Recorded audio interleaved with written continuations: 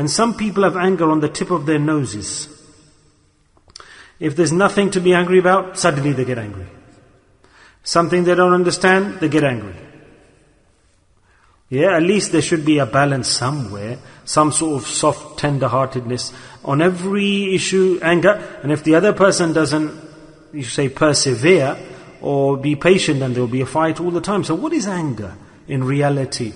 What is anger and where does it come from?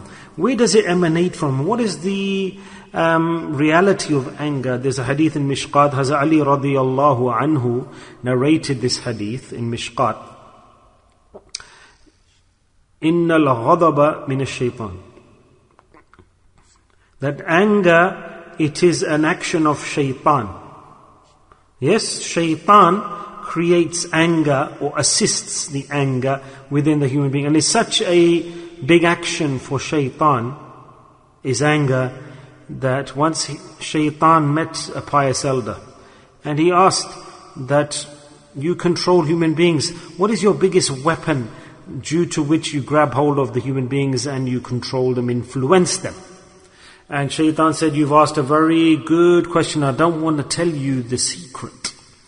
But you've asked me and you're a pious elder and you're close to Allah. You're a good man. So why should I hide it from you? Okay, I'll tell you the secret. And shaitan said that I have many weapons at my disposal. Many routes, many methods, not just one, thousands of methods that I utilize to control, influence mankind. But somewhere along the line, those methods get weak and the human being saves himself. But this one path I've got, one action, one tool, and due to this tool, no human being can be saved. And he said that tool is anger. He said, when I utilize the tool of anger with the human being, then the thing that I inject him with is that I overwhelm his mind and I start to control his thinking and his actions. And Allah Ta'ala has given this strength to shaitan. He runs. So when he controls the mindset of a human being, then the human being forgets, who am I, what status am I on, what level am I on with regards to ilm or piety. And shaitan hides all of this. And then shaitan says, I play with that person just like children play with marbles.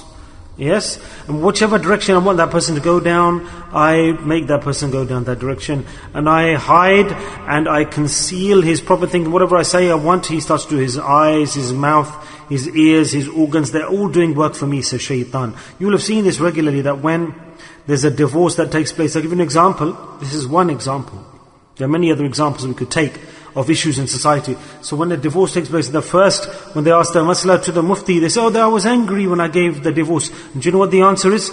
That divorce is related to anger. Obviously, who gives a divorce with happiness? Will anybody smile and say, go, mashallah, I give you divorce today, I'm enjoying myself, you made very good food today, and mashallah, you put very good spices into the food, it was very tasty. Okay, today I'll give you divorce. Have you ever heard this event? Until today, never does this happen, does it? When there's happiness, mutual happiness. Divorce occurs when it's a small issue, small disagreement. Maybe he asked for water, and before bringing the water, the phone rang, and then she came late 5 minutes and given the water. That's it. Then divorce comes. I asked you for water, you didn't bring water. How comes you answered the telephone? You have nothing else to do. And why are you running after my phone? You know where the phone call was coming from, she said, and she started to argue, and then she answers him back, and then the argument starts, and that's the end of the story. Is this something to argue about? The pious elders have stated. I can give you thousands of examples like this that take place. And he met shaitan. He said, I felt like that I give you a nasiha. Shaitan said to this sahabi, to this companion. He said, run away from me, I don't need your nasiha. He said, listen to what I'm saying at least, because I like you. And I thought, fair enough, I'll tell you something good. Because this is the game of shaitan, the da'wah, his propagation. He said, no, go away, be away with you, I don't need your nasiha, I don't want to speak to you. He said, I feel like, just listen to a little bit what I'm about to say. So shaitan, he said, okay, what nonsense do you want to speak? What do you desire? He said that what I feel like saying, I want to give you nasiha. Said shaitan, that whenever you become angry, then whilst you're angry, definitely do an action in parallel at that same time. He said, just think at that time, why am I angry? Just think like that. That with regards to anger, think, why am I getting angry? Why am I angry? And what's the reason for this? And you will benefit a lot if you follow this advice. And this was a good piece of advice from Shaitan, because when a person gets angry, he's out of control. And people come and try to hold you and he doesn't come in their hands. No, leave me be. We take the attire of Islam, we make the form of Islam, the look of Islam, we recite the false kalimats, and we are killing thousands and thousands of people, saying we are Muslims, we are taking revenge. Tell me, where Islam says to take the life of one human being is as if you've killed the whole of humanity, can a Muslim do this action?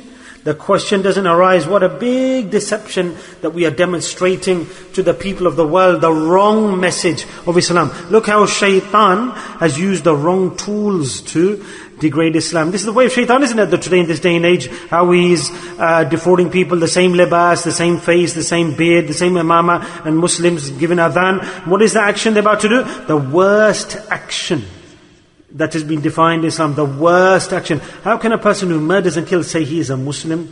There's a big punishment for those people who in the name of Islam, who in the appearance of Islam are spreading total disease against Islam. How can they say that we're Muslims and they're killing, plundering lives? And they are destroying places of worship, destroying human beings. How can they justify this under the name of Islam? To kill someone, it's as if you've killed the whole of humanity. This is the sin on their heads. And when a person loses consciousness, and when Shaitan controls the mindset of a person, then he or she doesn't know that who am I hitting, who am I angry with. There's no raham in that person, no mercy in that person at that time. We need to understand this point. Shaitan's fire, what is it? It's the fire of Jahannam, or isn't it? Or isn't it? So what is the water for the fire of Jahannam, or for anger? What is the solution? You need the water of this dunya? No. You need the water of the hereafter to extinguish the fire of Jahannam.